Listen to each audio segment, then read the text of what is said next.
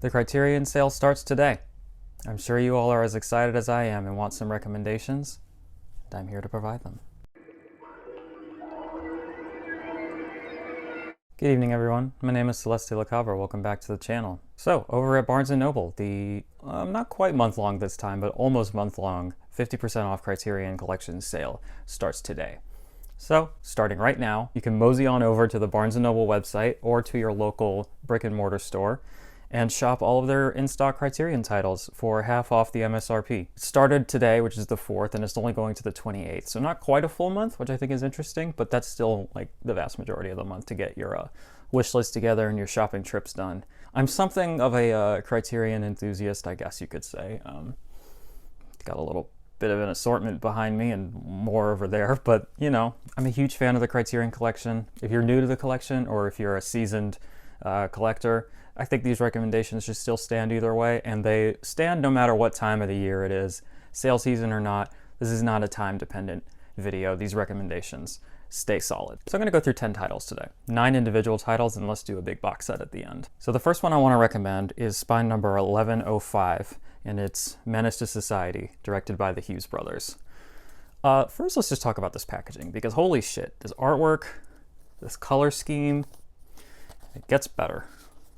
It slides out, and you get bullet holes. Fucking hard.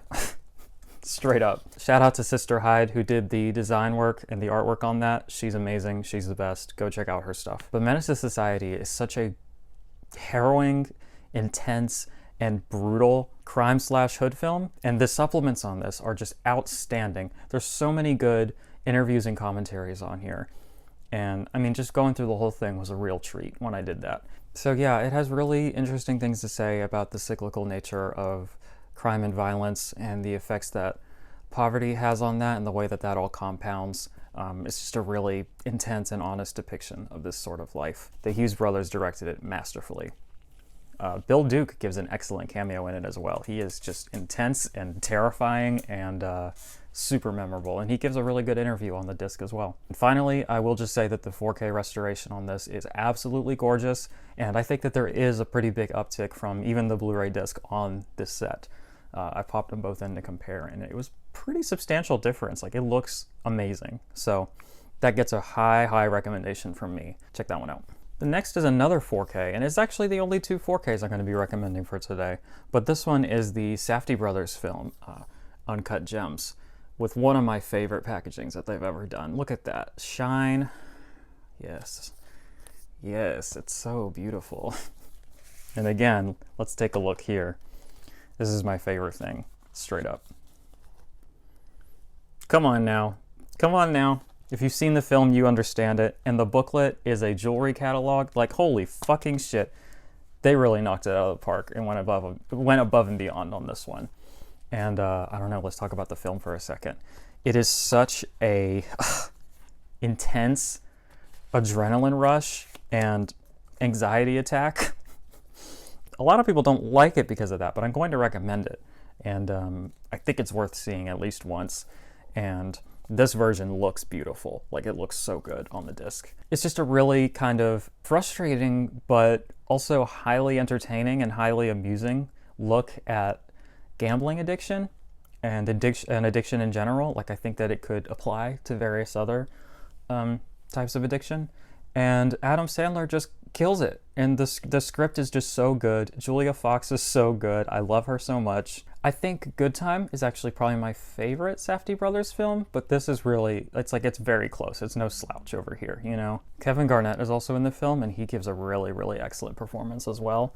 But I don't know, just the pacing on this is unreal. Like, think 1930s screwball comedy, but instead of like wacky hijinks and fun romance, it's like life or death, debt acquisition, and constant anxiety attacks.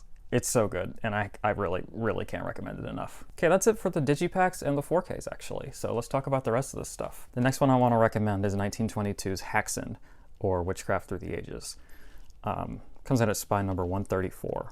I've talked a lot about this film on this channel. I just try to talk it up every opportunity I can get. But for a second here, let's just appreciate this artwork. It's so gorgeous. Speaking of gorgeous, my phone lock screen is actually an image from this film and has been since I saw it.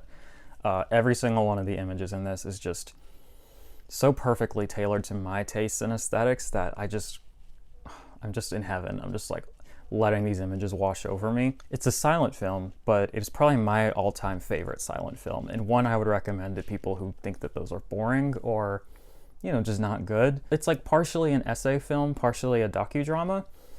Benjamin Christensen, the director, kind of makes an attempt to explain why witchcraft was so persecuted throughout the ages and how it ties into our newer, at the time, the newer scientific understanding of the symptoms that were, called witchcraft. So it's actually a very compelling condemnation or call to arms against like religious extremism and oppression, and patriarchal misogyny as well. What's fun is that he also like reenacts a lot of the things that he's talking about, and he himself plays the devil in this, and there's just some really beautiful and really moving sequences in this, kind of reenacting the things that he is talking about.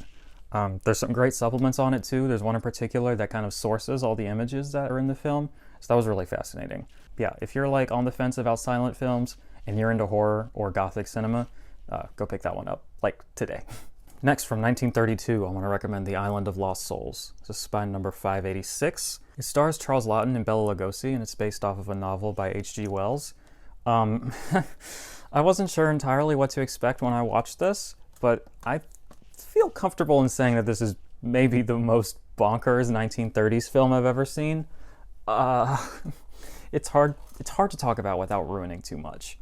But essentially, Charles Laughton plays like the campiest gay-coded villain I've ever seen. Like, come on. It's so obvious, but it's just so delightful. And, the gay villain, the queer-coded villain thing is definitely problematic in its own ways, but he's just like obviously the most charming character in the film, But he's essentially running a island where he's conducting his scientific experiments, and there are creatures all over the island, one of which is played brilliantly by Bela Lugosi, the GOAT, my main man. And our protagonist, who has inadvertently ended up on this island, is slowly coming to find out what's really happening. And it's really disturbing and pretty wacky and intense, and I don't know, I think that there's definitely a way to read this film as like anti-capitalist, but that kind of ties into the ending, so I won't talk about that. In any case, it is a super tight 70 minutes, and when I popped in this restoration, I thought it looked pretty rough. I was like, I feel like this is the worst Criterion restoration I've seen, but I looked into it, and this is the first time that this has been uncut on home video ever, because there was stuff that was cut for censorship reasons that they have found the source elements for. There was stuff that was just destroyed or, was not in good shape, and they had to find alternative sources, and then they kind of just spliced it all together and remastered it, and like, it doesn't look perfect, but I can't even imagine the amount of work that went into this restoration, and stuff like that is like, why we support companies like Criterion, because this film could have been lost, and that to me would be so tragic because it is so good. Okay, next, I guess I'm getting all my horror recommendations out of the way, but that is kind of where my biases lie, so I guess that makes sense. But at 584, Kaneto Shindo's Kuroneko. This was another recent first-time watch for me, and to say I was blown away is a massive understatement. Okay, it's a Japanese ghost story. That's kind of the bare bones tale of it. And it's about a samurai who is tasked with killing these ghosts. But for reasons that the plot explains, it's incredibly difficult for him to do and forces him to come to terms with his identity and his understanding of what loyalty and honor does and should mean to him. It is, without a doubt, easily in the top 3 most beautiful films I've ever seen. There are sequences where the cinematography and the lighting and the special effects all come together to make my jaw just crash into the floor. It is so stunning throughout. Every single image in this is absolutely gorgeous and so beautiful. And as I've said in a few other videos, like, that would be enough on its own. Like, if I didn't give a shit about the plot or if it was lame or whatever, but I was so enraptured by the visuals as I was, that would be enough in and of itself. But the story and the themes are also incredibly compelling.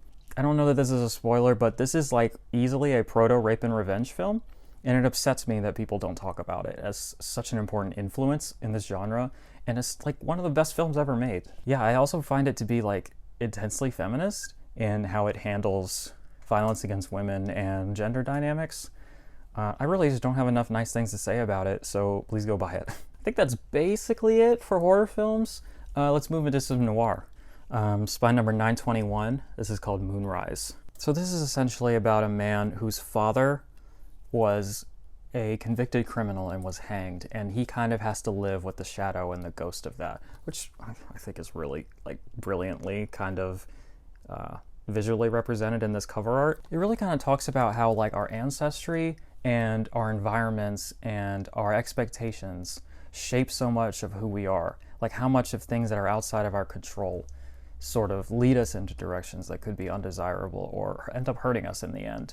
And, you know, there's a lot of moral ambiguity in this character, which is like what noir is all about, right? It's about those shades of gray in between the black and white of both the cinematography and the morality of the story. So this is one I don't hear a lot of people talk about. Like, there's plenty of like great classic noirs. Like, let me give you a quick recommendation. Double Indemnity is like the gold standard, and you should pick this up. That's a little bonus for you. But I think this deserves to be in that conversation, and I just really was impressed with this film. Changing gears yet again, we have a kind of comedic satire from Spine number 904 from director Alexander Payne, starring Matthew Broderick and Reese Witherspoon. It's called Election. I'm not the hugest fan of this cover art, but it is growing on me. So you may not know this, but we have an election coming up here in the great United States of America. And the funny thing about this film, on the night of November 8th, 2020, when we were just waiting to find out if a literal fascist was going to be reelected, while we were waiting for the results on that little casual referendum, I decided that I should just turn my phone off so that my anxiety didn't like incapacitate me or something. We decided to just turn our phones off and watch a movie, and this was the one I actually decided to watch. I thought like, oh, an election satire, that should be fun, right? And it's not as directly political as I think you might think, but it does kind of have some parallels, and it's actually a pretty good coming of age story and indictment of a lot of modes of masculinity. Hey, there's also this really great short film on it called The Passion of Martin, which is yet again another skewering of toxic masculinity. So, could be a good one to pop in on election night if you want to focus on something less depressing. Great performances in that, great writing, recommended. Next, from Spy number 843 and Paul Thomas Anderson, Punch Drunk Love. God, I love this film. Another Adam Sandler. You know, he's known for being a real shitty actor and a really terrible writer, and he really can be, but there are moments where, like, he just kind of flexes on us and proves that he is a good actor when he wants to be. He just chooses not to be most of the time. And, yeah, this and Uncut Gems are, like, the big examples of that I can think of. This is a really interesting, kind of surrealist romantic comedy. It's a lot about like loneliness and isolation and issues of self-worth and how those things affect your relationships and affect how you perceive the world. The elements of surrealism, I think, kind of create an essence of perhaps an unreliable narrator. And I have an interpretation of this film that I haven't really seen much anywhere, if anywhere at all, that kind of turns it on its head, and it could mean a couple different things, but at the end of the day, it's really funny, it's really charming, it's really touching, and it's just really interesting, both visually and the way it conducts its script. Okay, and the last of the single titles, just a straight comedy for like, you know, when you're in the mood for something light. Spine number 692 from director Stanley Kramer. It's a mad world. This is an ensemble comedy, slapstick sort of adventure film. It comes in at 163 minutes, which by all accounts is entirely too long, but somehow it doesn't overstay its welcome, at least in my opinion, and it stays entertaining and hilarious throughout. Not only is this like an ensemble of comedic actors or slapstick actors, but it's like an ensemble of slapstick in general, like the motifs and the gags and, you know, the typical jokes that you can associate with slapstick. It's like kind of puts them all in there in this like 3-hour, like, epic, I don't know, manifesto for comedy in and of itself. It's essentially just a madcap tale of a bunch of people trying to find, like, a briefcase of gold or something, I think. Yeah, they're looking for, like, buried treasure, and hijinks ensue. It's a really kind of a tenuous thread that is used as an example for just all these madcap schemes and gags that the director just kind of throws at us. And it's a whole lot of fun, and it'll keep you distracted and entertained for 3 hours if you're having a really hard day. And with that, let's talk about my final recommendation. If you're looking to splurge this season, this month, and you have some extra cash and you're looking at the big box sets and you're like, I don't know which one to get, I have a recommendation for you. Now, I'm wearing my Godzilla Infant Island t-shirt because yesterday was Godzilla Day. And, you know, happy Godzilla Day to all those who celebrate. But obviously, my recommendation is the Showa era films, Godzilla. Look at him. He's so beautiful. What to even say about this? Look at this artwork. Holy God. Like, come on. Even if you're not the biggest fan of these films, which you should be, the value of this as a gorgeous display piece alone, to me, makes it worth it. I have this displayed on top of my shelf. Just having it and seeing it and letting it watch over me like a Toho crucifix or something just brings me joy every day of my life. And I have actually watched every single second of this, all the films, all the supplements, and the commentaries, and it is a wonderful, wonderful set. Comes with 15 films, 2 cuts of 2 of them, everything from the whole Showa era.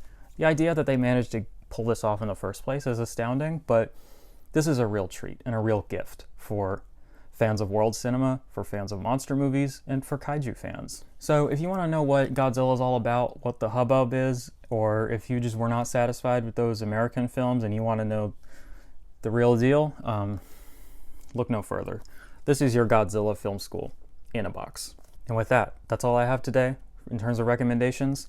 Let me know if you'd like to see a part 2 of this. I have no shortage of recommendations to offer you. If you liked this video, please click the like button. It helps me out in the algorithm. You'd be doing me a favor. That'd be pretty cool and sexy of you. I pride myself on creating a space here on YouTube that is inclusive, kind, and thoughtful, so comments that are in line with those values are greatly appreciated. Subscribe to the channel if you want to see more like this. In about 15 seconds or so, you're going to see something come up on the screen where you can click on more of my Criterion Collection videos, and you can subscribe to the channel. So that would be pretty dope if you want to keep hanging out with me. I will see you in the next video. There's links in the description for my social media accounts. Click on those if you want to be a little bit more intimate. Hail Criterion, hail Godzilla, and hail Satan.